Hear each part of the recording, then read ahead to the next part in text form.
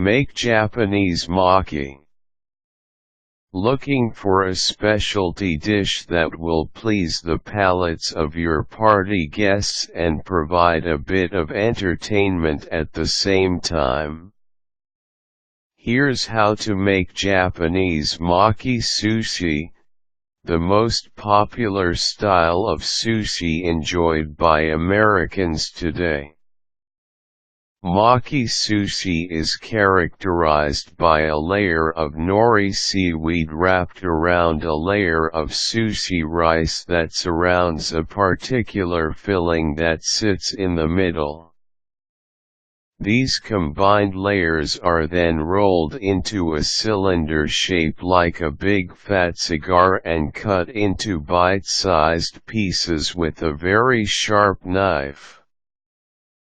Check out the ethnic section of your local supermarket or find a Japanese grocery store in your area in order to get authentic ingredients.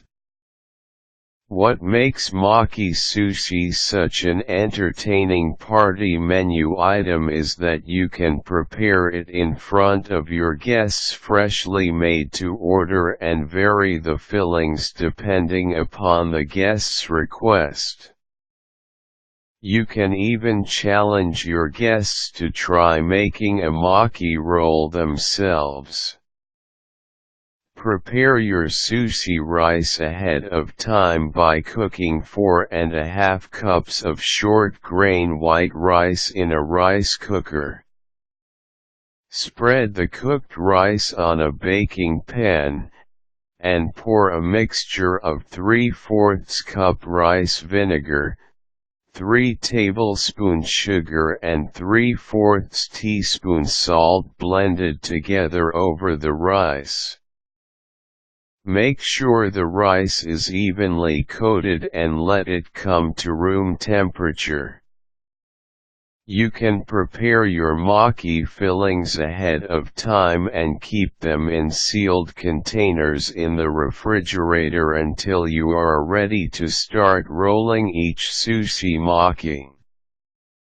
Salted, peeled thin sticks of cucumbers are a favorite maki filling, called kappa maki.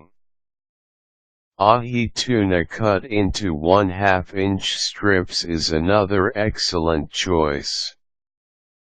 Salmon roe, smoked salmon, asparagus tips, enoki mushrooms, carrot sliced into thin sticks, and crab meat mixed with mayonnaise and soy sauce to taste are all traditional maki fillings.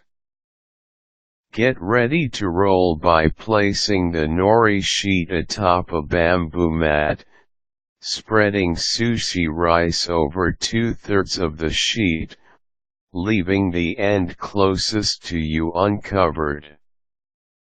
If the rice gets sticky, wet your fingers to spread it as evenly as possible. Now add a strip of your chosen filling or filling combinations in the middle of the rice. Start to roll up the maki at the edge nearest to you, making sure you don't apply pressure that causes the rice to squirt out the ends of the roll. Use a sharp knife to cut the finished roll into pieces about 3/4 inch long for easier eating.